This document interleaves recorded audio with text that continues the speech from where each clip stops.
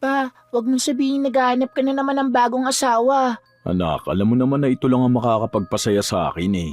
Pa, paulit-ulit na lang. Naiintindihan ko naman kayo eh. Pero sana yung permanente na. Hindi yung tuwing linggo iba-iba ang babaeng kasama mo. Bahay ko to, Sydney. May karapatan ako magdesisyon. Bahay mo nga to pa. Pero bahay din to ni Mama. Saka pagod na ako makakita ng iba't ibang babae dito. Akala mo ba natutuwa si Mama sa ginagawa mo? Sydney, anak, alam kong naiintindihan ng mama mo ang ginagawa ko. Saka, ayaw mo bang sumaya ang papa mo? Anak mo ko kaya syempre gusto ko maging masaya ka. Pero sana alam mong hindi na tama ang ginagawa mo pa. Kung magpalit ka ng bagong kinakasama para ka lang nagbibihis ng damit. Yun po ang hindi ko gusto. Nakaramdam si Roger ng bigat sa dibdib dahil sa pamilyar na eksenang ito. Ilang beses niya nang naririnig ang parehong tono at parehong reklamo. Sa bawat babaeng ipinapasok niya sa bahay niya, laging tutol ang kanyang anak.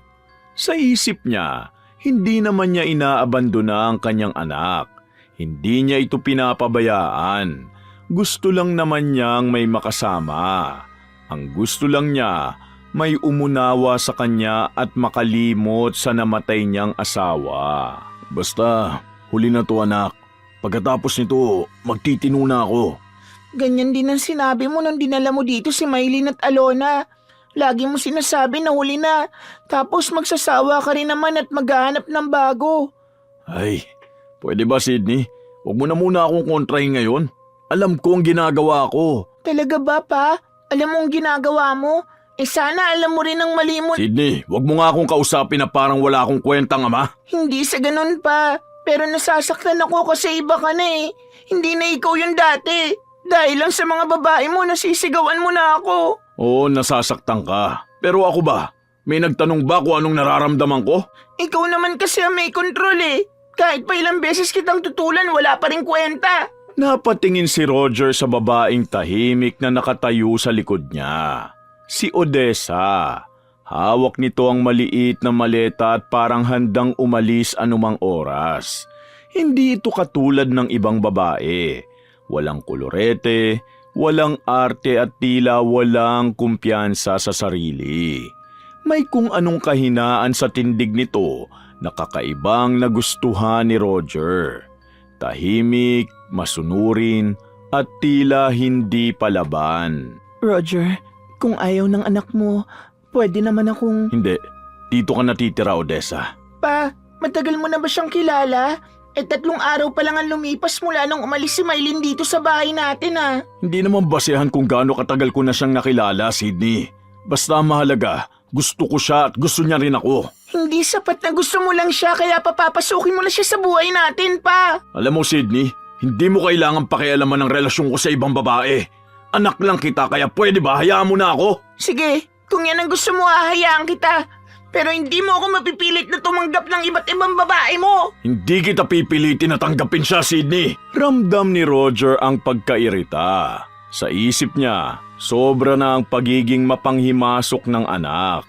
Para sa kanya, sapat nang nabibigyan niya ito ng maayos na tirahan, pagkain at napag-aaral niya sa magandang eskwelahan. Ang hangad niya lang naman ay ang pabayaan siya sa gusto niya. Hindi niya napansing mas lalong yumuko si Odessa na parang lumiit sa harap ng tensyon.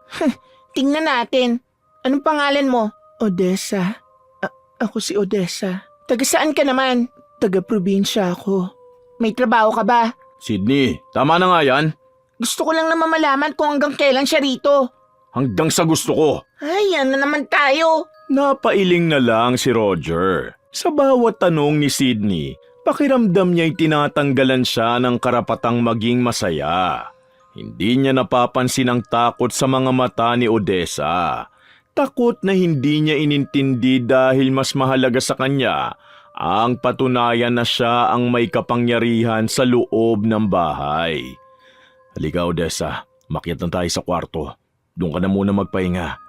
Sige, Roger. Sa kwarto ni Mama? Pwede ba, Sydney? Wala na ang mama mo kaya wag mo na siyang banggitin pa. Hindi mo ba naisip ko ano mararamdaman niya? Matagal na nga siyang wala. Pero ako, nandito pa ako pa. Tama na, Sydney pagod na ako. Magpapahinga na kami. Payo ko na. Lagi na lang baliwala ang opinyon ko dito sa bahay. Sa huling salita ng anak, may kung anong kirot na nagdulot kay Roger. Ngunit binaliwala niya yon.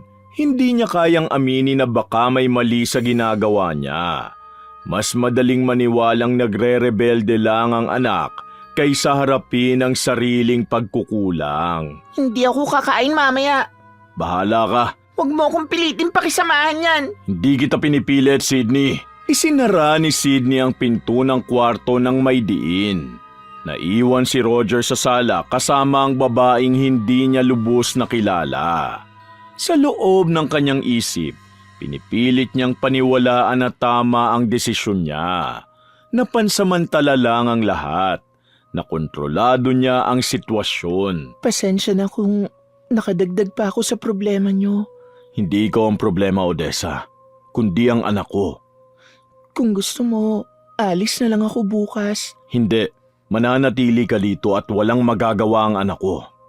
Ayokong makasira ng pamilya, Roger. Hindi nasisira ang pamilya ko dahil sa'yo. Wala na ang asawa ko kaya malaya na akong magdesisyon kung anong gagawin ko sa buhay. Hayaan mo na ang anak ko, huwag mo siyang pansinin.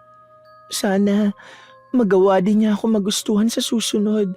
Simula ng araw na dumating si Odessa sa bahay ni na Roger, parang nag-iba na ang takbo ng buhay niya. Hanggang isang araw, Roger, anong oras ka ba aalis mamaya para makapaganda ako? Sasama ako sa iyo eh. hindi mo na kailangan sumama, Odessa. Sandali lang naman ako eh. Yan din ang sinabi mo kahapon pero gabi ka na umuwi. Hindi ako mapakali dito mag-isa. Saka hindi naman ako pinapansin ng anak mo. Hindi ka naman bata eh. Kaya mo na dito kahit wala ako, Odessa. Hindi sa ganun. Mas okay lang talaga sa akin na kasama kita. Mas kampante ako. Odessa, pwede ba? Hindi sa lahat ng oras isasama kita. Pero natatakot lang kasi ako minsan. Saka mamaya, baka babae pa lang pupuntahan mo. Napailing si Roger. Hindi niya maintindihan kung bakit kailangan pang ipaliwanag ang mga ganitong bagay. 5 araw pa lang si Odessa sa bahay, ngunit pakiramdam niya bawat galaw niya'y kailangang may paliwanag. Nung una ayos lang, subalit ngayon, tila bawat lakad niya ay may kasunod na tanong at pag-iimbestiga. May kikitain lang akong kaibigan, lalaki yun at hindi mo kailangan sumama. Pwede naman ako sumama kahit nakaupo lang ako sa gilid. Tahimik lang naman ako. Hindi lahat ng lakad kailangan magkasama tayo. Ganun ba dapat? Ayoko lang naman mawala ka sa paningin ko eh. Ganito dapat kasi may sarili pa rin tayong buhay. Ako may sarili akong buhay. Maglibang ka na lang dito. Hindi naman kita kinokontrol sa buhay mo. Ang gusto ko lang kasama kita. Pero pakiramdam ko wala na akong magawang ibang bagay eh. Wala na akong privacy, Odessa. Doon unang napansin ni Roger ang bigat dahil pakiramdam niya, hinihigpitan siya. Parang bawat oras kailangang ipaalam, ipaliwanag at pagbigyan si Odessa. Sige na nga. Kumain ka na ba? Pwede kita ipagluto bago ka umalis. Hindi ako nagugutom. Kahit konti lang. Alam mo namang ayokong umaalis ka nang walang laman ng tiyan mo. Odessa, hindi mo kailangang bantayan lahat ng ginagawa ko. Bakit? Masama ba yun? Gusto ko lang naman. Hindi masama pero nakakasakal na, Odessa. Nakakasakal? Natigilan si Odessa. Hindi siguro nito inaasahang maririnig ang salitang yun. Si Roger naman, agad na nagsisi ngunit huli na. Nasabi na niya, hindi ko sinasabi na masama ka. Ang sinasabi ko lang parang wala na akong espasyo. Ganito lang naman ako magmahal. Hindi ko alam na nasasakal ka. Hindi ako sanay sa ganito eh. Kung ganun, bakit mo pa ako pinatira dito? Akala ko kaya ko eh. Akala ko okay lang. Saka hindi ko alam na ganyan ka pala. Ngayong alam mo na ano. Ay, mamaya na nga tayo mag-usap. Kailangan ko nang umalis. Dito ka na muna. Umalis si Roger at naiwang tulala si Odessa. Ang hindi nito alam, makikipagkita lang siya sa ibang babaeng nireto sa kanya ng kumpare niyang si Joven. Hi, ikaw ba si Roger? Ako nga. Ikaw si Annalyn? Yes, si Joven ang nagsabi sa akin na dito tayo magkikita. Magkaibigan kayo? Oo, kaibigan ko yon. Nakita kasi kita nung isang araw. Hindi lang ako nagkaroon ng pagkakataon na lapitan ka kasi may kasama ako eh. Kasama? Babae ba? Oo, kinakasama ko. Pero alam mo na, wala namang permanente sa mundo. Okay lang. Hindi naman ako selosa. Saka pwede naman natin pag-usapan. Lalo na ngayon, single ako at naghahanap ng matitirhan. Alam mo na, willing akong sumama agad sa'yo. Gwapo ka naman kahit na medyo may edad na. Sigurado ako, kaya mo rin akong pasayahin. Sa sinabing yun ni Annalyn, malinaw kay Roger na game ito sa kahit na anong bagay. Yun ang kumuha ng atensyon niya. Mas maganda nga na walang kasamang emosyon ang babaeng pipiliin niyang makasama sa bahay niya. Kaya naman ang sumunod na araw, taas noon niyang hinarap si Odessa upang tapusin ang anumang namamagitan sa kanilang dalawa. Odessa, mag-usap tayo. Roger, bakit? Anong pag-uusapan natin? Hindi na ako magpapaligoy-ligoy pa. May nakilala ako ibang babae. Hindi siya katulad mo na sinasakal ako. Ganun ba? Talagang ganun lang kadali sa'yo? Pasalamat ka nga at ayaw kitang lukuhin eh. Kaya sinasabi ko na ngayon sa'yo ang totoo. Ilang araw pa lang naman tayo nagsasama pero nagsawa ka na. Tama nga ang anak mo. Mabuti nga ilang araw pa lang eh. Ayoko nang tumagal ka pa rito, Odessa. Kung ganon, gusto mo na akong paalisin? Oo, hindi pa ba malinaw sa'yo? Sige, mag-iimpake na ako. May pupuntahan ka naman ba? Uuwi na lang ako sa amin. Sandali, Odessa. Hindi kita pinapaalis dahil may mali ka. Talagang ayoko lang na... Alam ko na. Hayaan mo na. Pasensya na talaga. Ayos lang. Babalik din ang lahat. Ano? Wala. Mas masakit ang pagiging mahinahon ni Odessa kaysa kung nagalit sana ito. Ngunit hindi na yun inisip pa ni Roger. Basta ang mahalaga sa kanya, may bago na naman siyang makakasama na hindi tulad nito. Nang araw na yun, walang lingon na umalis si Odessa kaya masaya ring lumipat si Annalyn sa bahay ni Roger. Sa pagkakataong yun, hindi na nakialam pa si Sydney sa kanya. Malaki pa rin ang tampo nito at umiiwas na makausap si Roger. Lumipas ang 3 araw, naging maganda naman ang pagsasama ni na Roger at Annalyn. Hanggang sa isang araw, Roger, tumigil ka nga muna dyan. Hindi mo ba talaga naririnig? Ang lakas-lakas na. Parang may nasa loob ng tenga ko. Kanina pa to, simula pagising ko. Hindi na tumigil kahit anong gawin ko. ano bang sinasabi mo? Tahimik naman dito ah. Baka kung ano lang yan. Puyat ka kasi kagabi. Simula nung lumipat ka rito, puyat ka na lang palagi. Hindi to sa puyat lang. Iba to.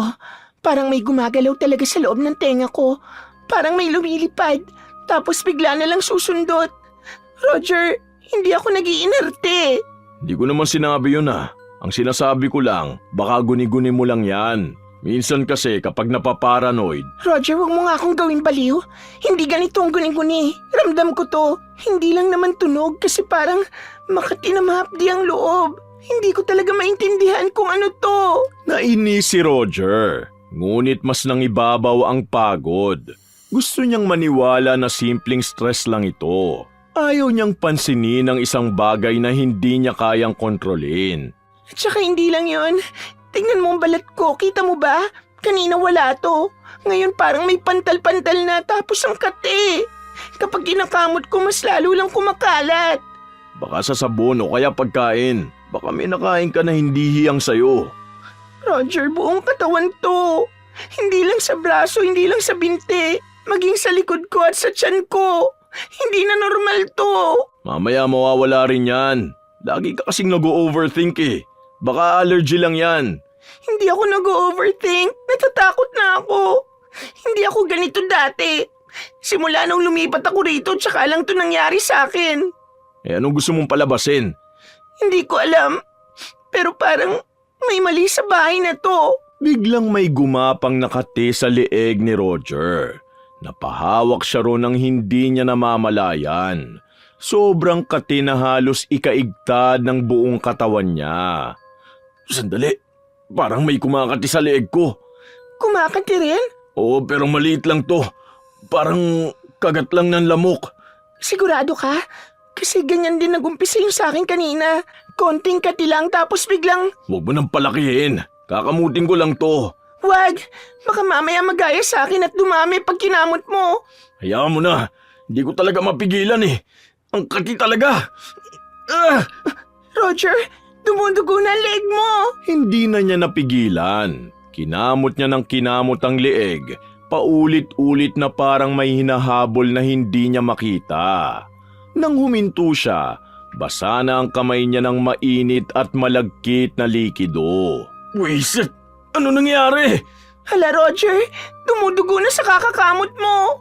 Hindi naman dapat ganito to eh. Saka bakit parang ang lambot lang ng balat ko? Konting kamot lang nasusugatan na. Teka, sa'yo ba galing ang amoy na yon? Ang baho. Anong amoy? Hindi ako mabaho ah. Parang bulok na laman. Nakakasuka ang amoy. Parang sa akin nga nang gagaling. Dito sa leg ko na Makati. Nasusuka ako sa amoy. Yak! Nagalit si Roger. Ngunit sa loob-loob niya, may malamig na takot na gumapang. Hindi siya sanay na mawala ng kontrol sa sariling katawan. Ayan na naman, sobrang kati. Ang sarap talagang kamutin. Roger, tigilan mo na ang pagkakamot ng ganyan. Teka, bakit may... May ano? Titignan ko nga sa salamin. Sobrang kati talaga eh. Ang sarap lagyan ng sili. Roger, huwag kang tumingin sa salamin. Bakit? Kasi may mga langaw. Langaw? Saan? Sa sugat mo. Lumaki na eh. Saka may mga langaw na lumalabas. Lumapit si Roger sa salamin. Nang makita niya ang leeg niya, nanlambot ang tuhod niya. Itim na ang gilid ng sugat at namamaga. Basa yun at sa ibabaw nito, nagkukumpulan ng malalaking itim na patay na langaw. Lintik, ano nangyayari sa akin? Roger, may langaw na naman. Naririnig ko. Ang lakas-lakas, hindi tumitigil kahit takpan ko ang tenga ko. Wala akong naririnig, Annalyn. Saka kung may langaw man, nandito yung sa leg ko. Pero paano to nagkaroon ng langaw? Malinis to kanina. Kasi sa loob to. Sa loob ng ulo ko. Parang binubutas ang tenga ko. Tumigil ka nga. Mas lalo lang akong kinakabahan eh. Ang ingay mo. Samantalang mas nakakatakot pa tong sa akin. Eh paano naman ako? Buong katawan ko nangangati. Parang may gumagapang sa ilalim ng balat ko. Doon unang umamin sa sarili si Roger na natatakot na siya. Hindi ito normal. Hindi ito simpleng sakit at ayaw niya nang maghintay. Pagbibihis na ako. Pupunta na tayo sa doktor ngayon na. Oo, gusto ko na umalis dito. Ayoko na sa bahay na to. Hindi ko na kaya to. Hindi ko alam kung ano nangyayari sa akin. Bigla na lang nagkaganito. Roger, baka kung ano na to. Baka ikamatay natin to. Huwag mo nga sabihin yan. Dinadagdagan mo lang ang takot ko eh. Magbihis ka na. Lalabas lang ako saglit pagkatapos pupunta na tayo sa doktor. Paglabas niya ng kwarto, nadatnan niya si Sydney sa sala. Nakaupo lang at nakatingin sa kanyang anak. Huwag kang pupunta sa doktor pa. Anong ibig mo sabihin? Narinig ko ang pinag-usapan niyo ni Annalyn. Kahit pumunta ka roon, alam kong wala silang makikita. Anak, seryoso to. Itong biglang sugat sa leeg ko. Hindi ko alam kung paano to nangyari. Ngayon ko lang kinamot tapos dumugo na at bigla nang itim. Tapos ngayon, may mga patay na langaw na sa paligid ng sugat. Kung naaamoy mo, sobrang baho. Hindi ko alam kung saan at paano to nakuha. Dumating na ang kinatatakutan ko. Ang makahanap ka ng katapat. Ayan, mukhang nagsimula na nga. Ano bang alam mo, Sydney, anak? Sabihin mo, may ideya ka ba sa nangyayari sa akin? Dati, isang buwan kami ni Mama sa probinsya, di ba? Ang daming kwento ni Lola sa akin tungkol sa taong binabarang. Alam ko nangyayari sa'yo ngayon. Epekto yan ng barang. Ano? Huwag mo nga akong takutin, Sydney. Naniniwala ka sa barang na yan? Sa probinsya lang yan gumagana. Hindi kita tinatakot pa. Sinasabi ko lang ang totoo. Kaya magsasayang ka lang ng oras sa doktor. Pwede ba kahit ngayon lang sundin mo naman ako? Wala akong ibang iniisip kundi ang kaligtasan mo pa. Nanlamig si Roger. Sa unang pagkakataon, hindi galit ang naramdaman niya sa anak kundi takot na may halong hiya. Kung hindi doktor ang makakagamot sa akin, sino? Albularyo, Sigurado ka ba sa sinasabi mo, Sydney? pawala na si Mama pero sana huwag mong kalimutan ang pamilyang pinagmulan niya. Huwag mo sanang kalimutan na isang bantog na manggagamot si Lola nung nabubuhay pa siya. Tama si Sydney. Nanggaling sa pamilya ng manggagamot sa probinsya ang kanyang yumaong asawa. Wala namang masama kung maniwala siya, kaya nagpasya siyang bumiyahe sa probinsya ng asawa kasama ang kanyang anak at si Annalyn. Habang nasa biyahe, Sydney, bilisan mo pa, hindi ko na kaya to. Pakiramdam ko sinusunog ang leg ko tapos sabay ang kate. Parang may gumagalaw sa loob ng sugat ko eh. Kailangan ko magdahan-dahan lang. Madulas ang kalsada. Konting tiis na lang, malapit na tayo. Roger, ang tenga ko dumudugo na. Ang sakit. Parang pumuputok na ang ulo ko. Shit! Annalyn, humawa ka muna. Huwag kang gagalaw masyado. Umaalog yung sasakyan eh. Paano ko hindi gagalaw ay parang may kumakagat sa loob ng tenga ko? Ang sakit-sakit na. Ay ko, Diyos ko. Huwag kayong gagalaw pareho. Konting tiis na lang. Sydney, hindi mo naiintindihan. Parang lalong lumalaki itong sugat ko habang tumatagal. Ramdam ni Roger ang paghapdi ng sugat sa leeg. Parang inahatak ang balat niya palabas. Kapag kinakamot niya, mas masakit. Kung hindi naman, mas makati. Hindi niya na alam kung ano ang pipiliin. Roger, may tumutulo ng dugo sa tenga ko. Patingin nga! Dugo nga yan, Annalyn! Sabi ko sa iyo hindi ito normal. Ang sakit, parang may buhay sa loob.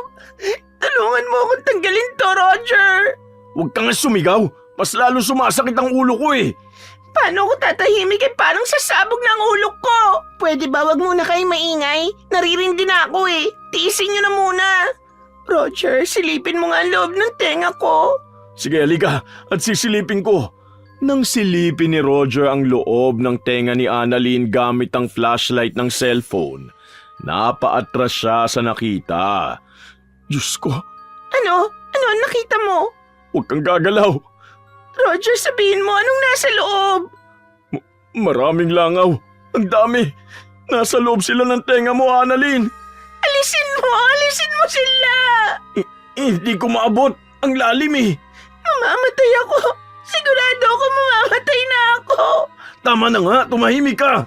Sydney, malapit na ba tayo? Sumabay ang sigaw ni Annalyn sa sakit na nararamdaman ni Roger. Pakiramdam niya, humihiwalay na ang balat niya sa leeg. Basa ng likod ng upuan sa dugo at nana. Maya-maya pa, pakiramdam niya'y nauubusan na siya ng lakas. Sydney anak, kung may kasalanan man ako, patawad. Baka hindi ko nakayanin to sakit. Ang dami ng dugo na nawawala sa akin. Pa, huwag kayo magsalita ng ganyan. Malapit na tayo. Hindi ko na alam kung kakayanin ko pa to. Sobrang sakit. Parang nahihirapan na rin ako huminga. Ayoko na rito. Ibaba niyo na lang ako. Hindi pwede. Mas delikado kung bababa ka rito. Mamamatay rin naman ako Ayoko na marinig itong mga pesting mga langaw na to sa loob ng tenga ko. Nakakarindi sila. Sa unang pagkakataon, naramdaman ni Roger ang tunay na takot hindi dahil sa sakit, kundi dahil sa posibilidad na may kasalanan siyang hindi niya na mababawi. Nandito na tayo. Konting lakad lang at mararating natin ang bahay ni Tata Melo. Malayo ba anak? Hindi na ako makalakad. Nahihilo ko. Halos wala na ako iba marinig kundi ang huni ng mga langaw sa tenga ko. Tiisin niyo at malapit na. Sydney, parang gumagalaw lang naman to sa leg ko. Huwag mo munang hawakan pa. Hayaan mo lang. Mas lalong lalaki yan kapag hinawakan mo Ang dami ng itim na dugo sa damit mo pa. Para na ako mababaliw, Roger. Hindi na pinansin pa ni Roger ang daing na yun ni Annalyn dahil maging siya, wala na ring lakas para magreklamo pa. Ilang minuto pa silang naglakad, narating na rin nila ang bahay ni Tata Melo. Kanina ko pa kayo inihintay. Ano? Paano niyo po nalaman? Naririnig ng lupa ang mga sigaw ng taong may dalang sumpa. Tata Melo, di po ba kaibigan kayo ni Lola? Oh, at kilala ko rin ang mama mo. Tulungan niyo kami. Ang sakit-sakit na. Handa ako magbayad kahit mahal basta matigil lang to. Mupo kayo at huwag masyado mag-iingay. Tata, may paraan pa ba para gumaling to? Ang sabi ng anak ko may dala daw tong sumpa, kaya dito kami dumiretso. Kung handa kang harapin ang dahilan ay matatapos ito. Alam niyo po ba kung sino ang gumawa nito sa akin? Oh, hindi mo ba alam? Hindi ko alam. Kung alam ko lang, Tata, ang tenga ko dumudugo na. Peste mga langaw to, parang balak nilang manirahan sa loob ng tenga ko. Ikaw babae, hindi ka na dapat madadamay dito kung mas pinili mong maging disenteng tao. Ano? Sinasabi mo bang hindi ako disenteng babae? Oh, hindi ka naman madadamay sa galit ng may gawa nito kung isa kang matinong babae. Pero dahil isa kang babaeng handang agawin ang lahat alang-alang sa pera, kaya ka nagdurusa ngayon. nadamay? Kung ganun, ako talagang... Oh, ikaw nga. Ikaw ang dahilan kung bakit nangyayari ito sa'yo. Sino? Sino may gawa nito? Ang gumawa nito, isang babaeng tahimik, inosente, at nagmahal lang naman ng tapat pero sinaktan mo siya. Hindi. Alam ko ang pangalan niya. Nababasa ko sa pamamagitan ng isip ko. Ang pangalan niya ay Odessa. Hindi pwede. Hindi naman siya nagalit sa akin nung pinaalis ko siya. Tahimik lang siya nung umalis siya ng bahay ko. Ang taong tahimik ang pinakamapanganib sa lahat. Tama nga ang hinala ko. Hindi ko akalain na... Hindi galit ang nagpabarang sa'yo kundi sakit. Nagawa niya ito dahil sa sakit na naramdaman niya. May magagawa pa ba ako, Tata? Paano ko ito matitigil? May magagawa ka pero hindi madali. Ano po? Sabihin niyo na magagawa namin. Sana pala hindi na ako pumatol pa sa'yo, Roger. Nagkandaleche-leche na tuloy ang katawan ko. Hindi gamot ang kailangan mo, Roger. Kung hindi, ano yun? Kapatawaran. Nanahimik si Roger. Sa isip niya, bumalik ang imahe ni Odessa. Ang tahimik na pag-alis nito na walang kahit na anong reklamo at walang panunumbat. Kailangan ko siyang hanapin. Oh, kailangan mo siyang hanapin at kailangan mo ring humingi ng tawad. Kung ano man ang kanyang magiging pasya, yun ang makapagsasabi kung gagaling ka pa ba o hindi na. Pa, Gagawin ko kahit ano. Alam ko nagkamali ako kaya siguro nararapat lang na humingi ako ng tawad kay Odessa. ako? Paano naman ako? Kailangan ko rin ba humingi ng tawad? Kailangan mong humingi ng tawad at aminin ang tunay mong intensyon. Hanggang dito na lang ang maipapayo ko. Umalis na kayo at hanapin ang gumawa ng sumpa. Pagkatapos ng sinabi ni Tata Melo, muling bumiyahe sina Roger. Sa pagkakataong yun, muli siyang nagkaroon ng bahagyang lakas. Pagdating sa Maynila, ginawa niya ang lahat ng makakaya niya para mahanap ang kinaroroonan ni Odessa. At sa tulong ng kanyang anak na si Sydney, nahanap nga nila ito. Pa, dito daw sa baring tumira si Odessa pagkatapos niyang umalis sa Maynila. Sabi ng mga tao, may inuupahan daw siyang maliit na bahay malapit sa bukid. Sigurado ka ba? Baka umalis na ulit siya. Baka ayaw niya na ako makita. Hindi pa, sigurado ko. Nandito pa rin siya. Roger, sigurado na ba kayo? Kasi sobrang pagtitiis na ang ginagawa ko. Para na ako mamamatay dito. Maghintay ka nga, Annalyn. Hindi lang naman ikaw nahihirapan na. Tignan mo nga ang sugat ko. Halos buong leg ko na nangingitim. Tinitiis kong magkamutin kasi alam kong lalabas na naman ang mga langaw. At mangangamoy na naman ako sa mabahong likido na lumalabas sa sugat. Paano kung hindi mo siya mahanap? Paano na tayo? Kung wala siya dito, hahanapin ko siya kahit saan. Kahit buong probinsya pa ang libutin ko. Habang naglalakad sila sa putikan, ramdam ni Roger ang bigat ng bawat hakbang. Hindi na lang dahil sa sugat sa leeg niya na masakit at makati, kundi dahil sa bigat ng konsensyang pilit niyang tinatakasan noon. Pa, daan-daan lang. Baka mas lalo ka mapasama dahil dyan sa pagmamadali mo eh. Kailangan ko na itong tapusin. Masyado na ako napapagod. Hindi ko na kaya maghintay. Roger, bago pa tayo makarating, may sasabihin ako. Mamaya na, Annalyn. Kailangan natin magmadali. Hindi. Kailangan mo akong pakinggan ngayon. Ano ba yun? Kung sakaling patawarin ka ni Odessa, maghiwalay na tayo. Ano? Alam ko na kung bakit ako nadamay. At alam ko may kasalanan din ako. Hindi sumagot si Roger. Sa unang pagkakataon, hindi na siya handang ipagtanggol ang sarili niya. Pa, yun na yata yung bahay. Tumigil si Roger sa harap ng maliit na bahay. Huminga siya ng malalim. Sa bawat segundo, bumabalik sa isip niya ang huling eksena bago umalis si Odessa. May sinabi nga pala ito noon na isang bagay na hindi niya pinansin. Sa natatandaan niya, sinabi nitong babalik din ang lahat. Baka yun na nga ang ibig sabihin ni Odessa. Ako na lang muna. Hindi, sasama ako. Kailangan ko marinig ang sasabihin niya. Ako rin pa. Sige, tao po! Tao po! Sino yan? Odessa, ako to, si Roger. Oh, anong kailangan mo? Alam kong wala akong karapatang humarap sa'yo. Pero sana, pakinggan mo muna ako. Bumukas ang pinto at bumungad si Odessa na payat, maputla at halatang pagod. Odessa, heto. At dinalang kita ng mga prutas. Maganda ito para sa ipinagbubuntis mo. Maraming salamat, Nanay Tilde. Ilagay niyo na lang po muna dyan. O sige, alis na muna ako ha. Kung may kailangan ka, tawagin mo lang ako dyan sa kabila. May mga bisita ka pala. Sige, maiwan ko lang muna kayo. Odessa, buntis ka? Oo. Sa akin ba yan? Sa naalala ko bago kita inuwi sa bahay, halos mag-iisang buwan na rin tayong... Oo, sa'yo nga to. Hindi ko itatanggi kasi hindi naman ako sinungaling. Puisit. Odessa, Huwag kang magmura sa harap ng anak mo at huwag kang maawa. Hindi ko kailangan yon. hindi awa to. Nahihiya ako sa mga ginawa ko sa'yo. Alam kong seryoso ka sa akin pero pinili ko pa rin nasaktan ka.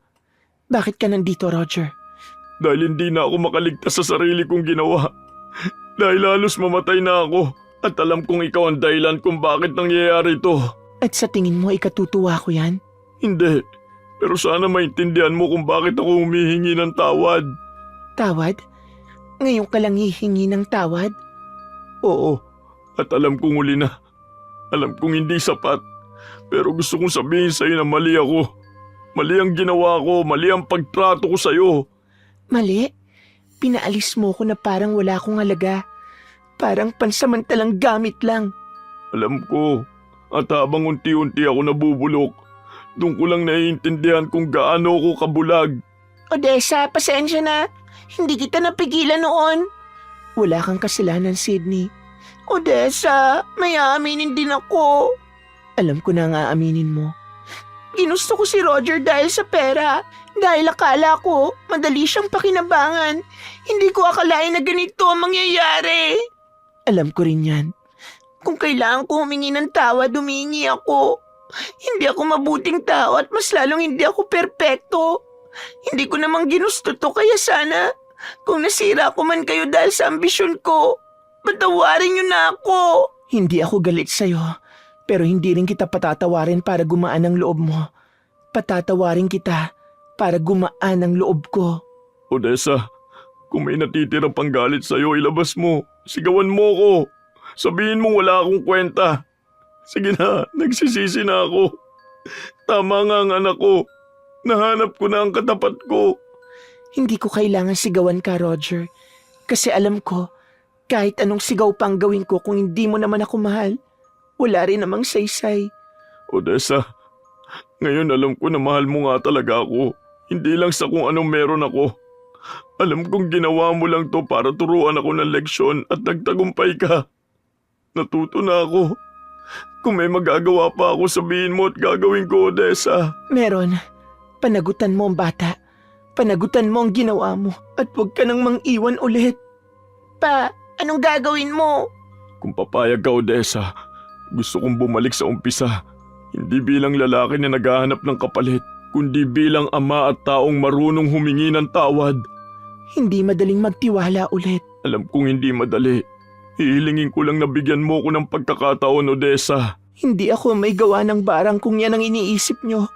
Pero ako ang pinagmulan yan. Mga mambabarang ang pamilya ko. Sigurado ko na ang mga gabay kong ninuno ang siyang pinagmulan yan. Nakikita nila ang mga taong nangaargabyado sa akin. Wala na akong pakialam kung gumaling man ako. Sa ngayon nakikita ko na ikaw lang pala ang kaya magmahal sa akin ng totoo, Odessa. Hindi ako masamang tao.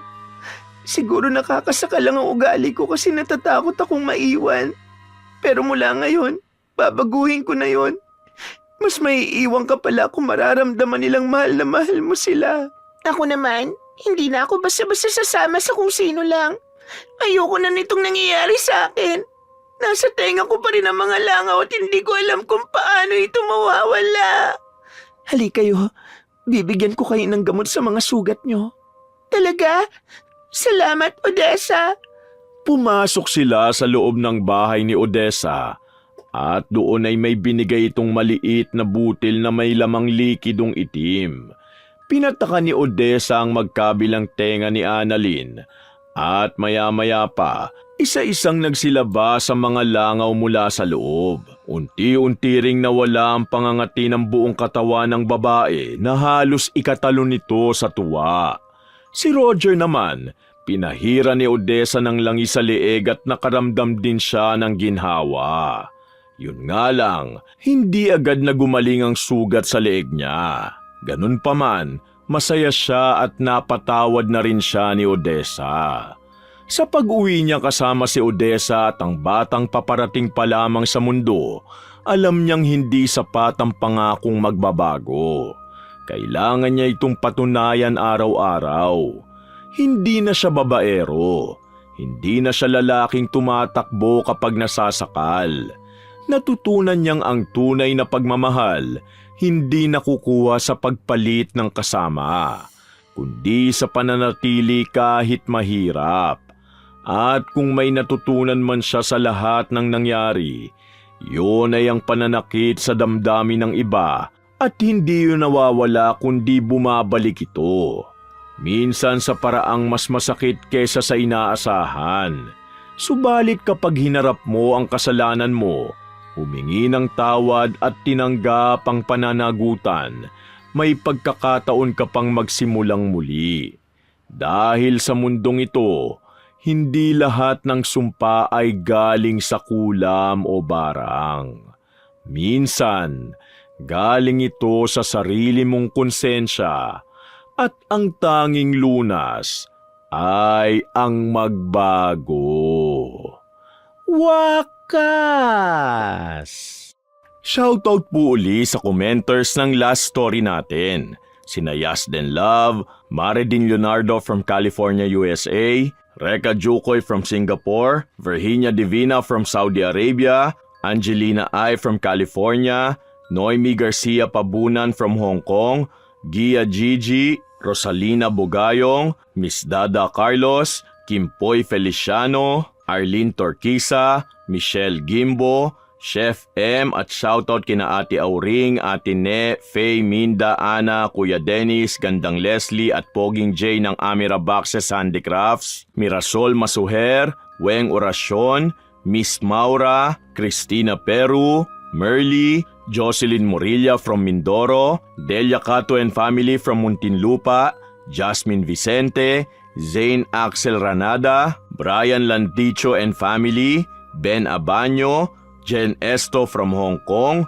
Rubina, Elaine Cargente, Crisgel Mamado, Vivian Baterbonia, Angelito Laurio, Norvia Cabanyero, Kim Bara, Resel Galope from Gamagori, Japan, Vernally Ninsho, Lisa Takada from Japan, Jack 20M, Chuchay Kulit from Hong Kong, Amanda Joyce Page from Angeles City, Mercy Grace Shotting, Ramel Siraspe, Clement on Fire, Vicky Galvez, Virginia Bele, Kimpoy Feliciano, Phoebe Ranyada, Pamela Allen, Josefina Fuellas, Joan Calma, Roberto Cremen, Josephine Beroya at kina Willie, Joey, Jenny, John, Joelyn, Rodrigo Gonzales, Princess Apple Crimen, Maria Susana Rodelas, Belen Malbas, Beth Mercado, Catherine Pielago at shoutout sa Pielago, Agoncillo and Fabi family from General Luna, Quezon, Jennifer 1,